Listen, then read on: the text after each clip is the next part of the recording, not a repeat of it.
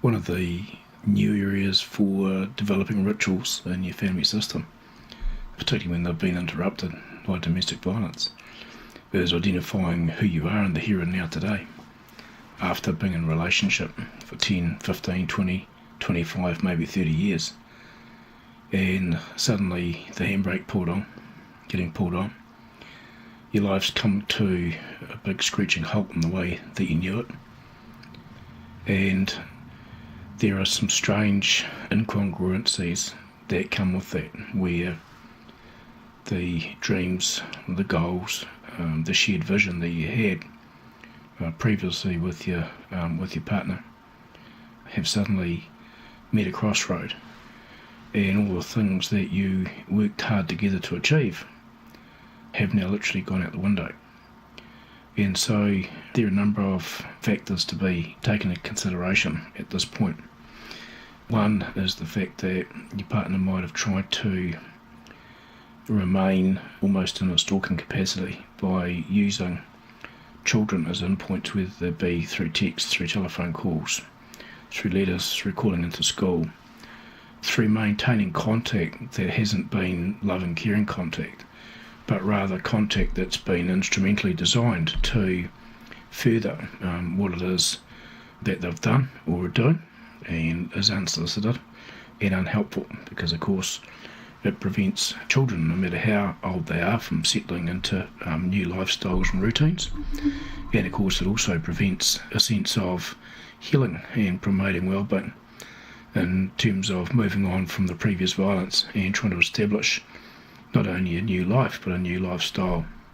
both together and in terms of some of the aspirational goals that your children might have. And so one of the difficulties is starting from scratch, and with that, having the freedom to later on in your life, way later in your life, pick up on some of the things you identified earlier in your life as part of a plan together that you're going to do after the children weren't so dependent on you. Some of the old ones in particular may have left home, or that was the goal at least, to start new initiatives or goals when they left home. And of course for the younger ones, once they started school, whether it be junior school or second grade school, etc. And now those dreams and goals that were underpinned by planning and financial support and other things have now gone west, literally. And so it's really important within that context to have some time to look around your local community and do a bit of research on what's available in terms of you reigniting those goals and the opportunities to achieve them. And this is important for a whole lot of reasons. Firstly, because all the other skills you've learnt in the context of your life, running a household, looking after children, etc., where you might have been doing the books for initiatives that your partner was involved in, whether it be a company or other organisation or even an employment capacity. Undoubtedly you've heard the inside story for a long time, being a listening ear, and so it's about taking those skill sets that you've got and aligning them to the goals that you had, and then updating them and having a sense of what would I like to go and do with my life at this point in time, because one, it's not too late, and two, the change in circumstances may have necessitated that you do this sooner rather than later. And so whether it be training for the first time in a formal capacity, or whether it be retraining and upskilling, or whether it be doing something a bit more fundamental, and that might be for some learning to read and write. It might be learning to read and write in another language. It might be a sense of needing some extra social support, in as much as joining some support groups or some self-help groups where you can listen to your own story being told outside of speaking with your direct family members in a way that gives clarity, in a way that gives objective feedback, and in a way that allows you to tell your story at your own pace, and also listen to other people who have had similar experiences so that you can learn from each other. And so there's a range of options there around integrating further out into the public. but also about pushing and challenging yourself to pick up the gavel and to keep moving forwards, because the alternative option is sometimes to dig in and to have a sense of getting tired, to have a sense of I'm feeling depressed therefore, and to give up. And whilst that's a really inviting prospect when you're feeling tired and you're recovering from having broken bones, or you're recovering from simply having had years and years of feeling degraded and fearful, it's a very, very bright looking prospect to be able to spend a whole lot of time at home processing and recapitulating the past. However, whilst grief has got a place, got to be really careful that you don't let the whole thing of self-pity sneak in there. Now, self-pity is a form of grief anyway, but it's misdirected, and so you've got to be careful that you don't allow yourself to slumber too much, because even with depression, that's not a good thing. You want to be able to get a sense of motivation, get up in the morning and develop a routine, so you go for a walk in the park, so you get some activity, so you help your body and mind to heal through that physiological connection, so that you ensure that your mood is buoyant during the day, that you ensure that that routine that we talked about previously is being instituted or put in place, and that you ensure that there's a sense of modelling too for your children, that there's life after domestic violence. It's not time to lie down and die quite yet. That said, there will be people who listen to this video who did leave with broken arms or broken leg or broken neck, who do need months and months to kick back and heal physically before that psychological and feelings-based process of reclaiming who you are takes place. The encouragement to all of you is to have a sense of open communication with your supports and those around you, so that as soon as you can move on to the next step without doing further damage, you move on. Because having had your life dictated by another party or parties for so long means that there may not have been too much ability, one, to rest, but also two, to have a say about when you did what you did. And the grey ground in the middle here is that the doing of not doing, that where you don't motivate yourself back into action at some point or juncture along this process, then there's a real risk that you can fall by the wayside and fall into a deep state of depression, really, and then find it very, nigh impossible to get back up again and keep going. For some of you also, you may be in your early to mid-60s and you don't like the prospect of going out to do further training or get a job, because the reality is there may not be one that's out there for you, short of creating something that you can do for yourself. And so that's an issue in itself as well. It's a confidence issue. It's also an issue that says, what's more important here? Can I gain access to a program for my own well-being and interest in mental health? Or do I really need a job desperately? And where so, what sort of program or training can I do in order to fulfill some basic requirements so I can get some work and survive? And so this is the other side of surviving domestic violence that doesn't get openly talked about. A lot of time spent on programs and court-defined programs and self-help programs and etc. But the systemic features outside of that are often passed over, and they're important, because we don't want a parallel process where not only are you feeling highly depressed and flat at home, but also in the sense of that flat mood translating into other areas where you haven't got the sense of energy or anything else to go out and seek means through which to survive week by week into the future. And so the cruel fate of this issue, of course, is that partner may try and use the trust fund to show that they are broke. They may use any other means to avoid means testing so that they don't have to split or share assets. And they may, of course, try and use other incentives that you'd planned together for the children to do the same. So where that's the case, part of the challenge is being able to say, hey, what's more important here? Is our mental health more important individually and as a collective system, or is going cap in hand to someone who's not playing equitably going to be a better option? And sometimes the option that wins out is saying, hey, let's cut our losses here and get on with their lives without someone vicariously controlling them through more games, and take determination of our own future, so that the choice that we've got matters, that the choice that we've got has the impetus and some kick in it to take us where we want to go, without feeling encumbered by threats or promises that are really means for the other party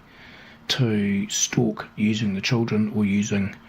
other things they're putting on the table, inducements that they've got no intention at all of carrying out. And as difficult it is for yourself to have a sense of moving on amongst grief, amongst sorrow, amongst a lot of anger, a lot amongst loathing and resentment, is the fact that the party who has been left behind in this context purely through the responsibility of their own actions are going to have a similar parallel process going on, because they've had you to dump on when they got home. They've had a listening ear when they've got home. They've got someone, or had someone, to listen to all their ideas, and whether their dreams have been, founded on some form of vision that they've manifested through their hard work, or whether it's been dream weaving and hit the wall, they've had a listening ear who they could bounce their ideas and their desires and whatever else off, and I'm suspecting that you may not have. And so the suggestions around, or encouragement around, support groups, self-help groups, going down to the local trade school or polytechnic, etc., and where they may offer computer courses or something of that nature that you can access around employment opportunities, are really, really important. One, to get you out of the house. Two, to get you reoriented with other people out in public, particularly other adults. And thirdly, to get a sense of accessing educational opportunities that haven't been available to you for a long, long time. The other feature, of course, that is involved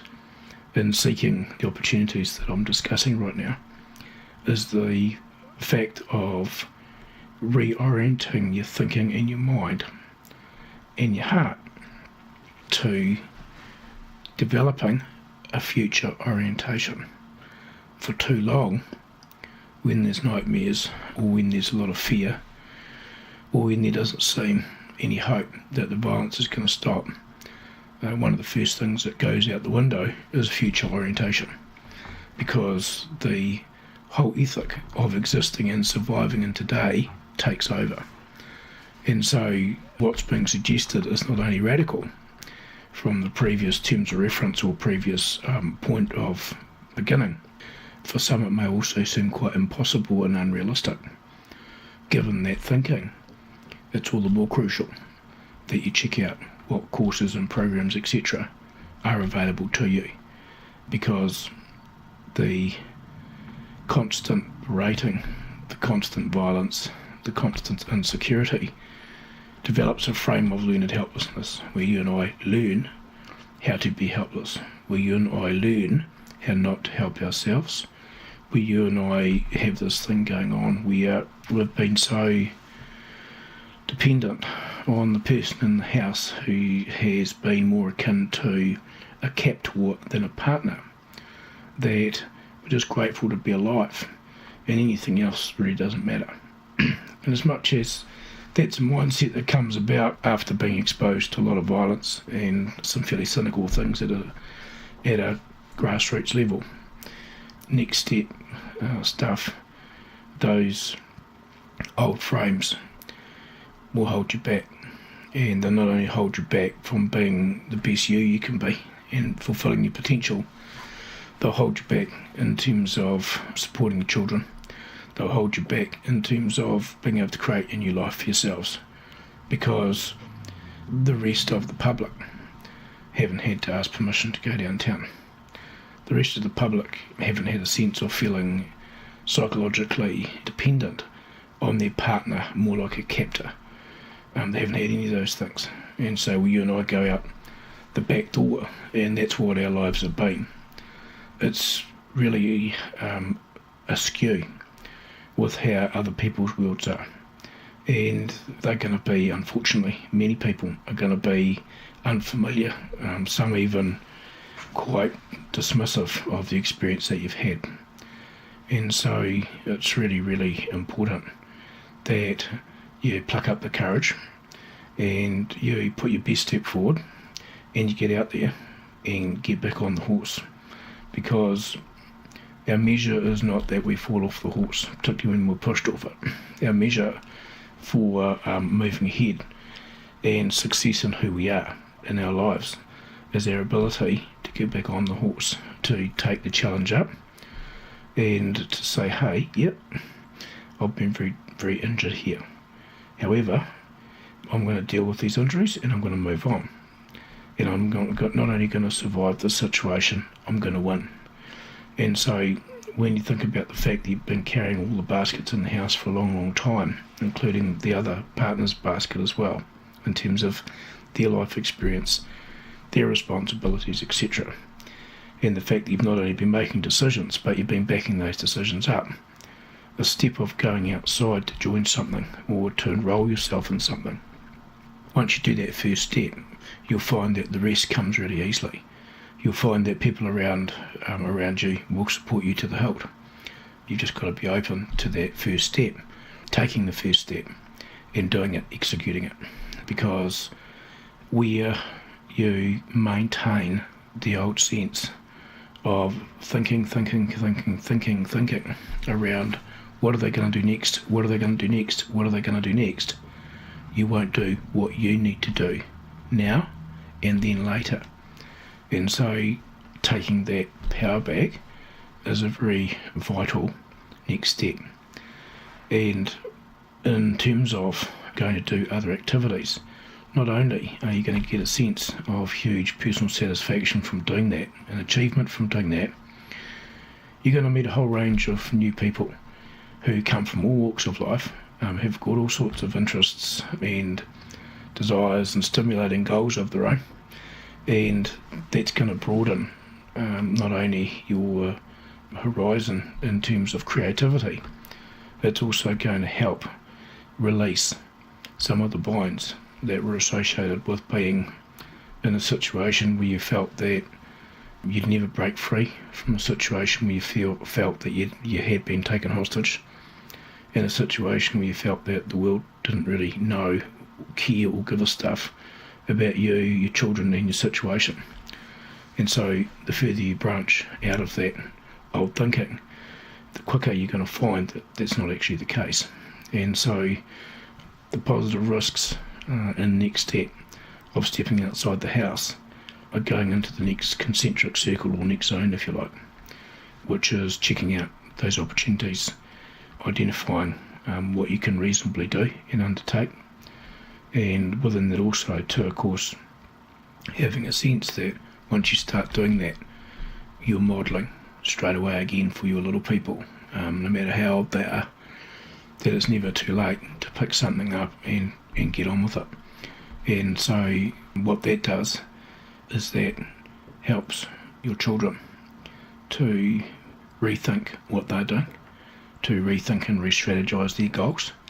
and of course to find a new sense of pride in themselves, because you're demonstrating that despite everything that you might have experienced both individually and together, there's still courage and strength in the will to carry on. And so what you do in that regard becomes a huge leveraging factor, becomes a huge liberation factor, because what they're now witnessing is a parent who was once subjugated and oppressed and pushed down, demonstrating freedom of choice, demonstrating the courage and the fortitude to get up and stand tall, be counted and go forward. And going forward isn't exclusively bound to economic goals. It's bound to an attitudinal decision and attitudinal ownership that says, I am not going to allow these experiences to keep defining who I am. I'm not going to allow these behaviours to be the measure for my life, because you and I are bigger than that and we're more than that. And so the yardstick of violence that once controlled and confined and defined who you were and what you were allowed to do and who you were allowed to be is now gone. And with it, part of an attitudinal decision is to have the old reactivities gone alongside those things, alongside those forms of violence. So now I'm going to pick up the ball and I'm going to run with it. And I'm not going to allow those obstacles that were put in the way to hold me back in any way, shape or form. And so that's a conviction that says, might have been down, but I'm not out. And once you go down the pathway of entertaining those feelings attached with that,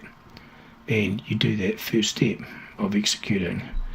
raw success and signing up and committing to yourself to go forward, then the rest will follow. The rest will follow. Because, as I said previously, all those other skills that you had in managing a household, in terms of having to create something out of nothing, in terms of having to provide the impetus for hope and for courage and for sad little people all of the time, have set you up for a lot of focus and being able to create and produce a lot of very positive outcomes. So this step is really about regaining and reclaiming your social identity, in the sense of getting out there beyond the back door or the front door, getting out in public and getting into a new frame, some new goals, new holding pattern, where you're in charge and you're going to produce some really positive outcomes of success for you, children, your family system and your wider family. Because others in your wider family, whether they're caught up in a similar praxis or situation that you've been in, they're going to look to you and see an example of how things can be different, how things can be new, and what you can do on the other side of having had the courage to have said, no, stop, I don't want this anymore, not for me, not for my children, not for my extended family, not for our community. And so this stage is extremely, extremely important, and it's also extremely, extremely exciting, because the range of options available to you are in and of themselves infinite.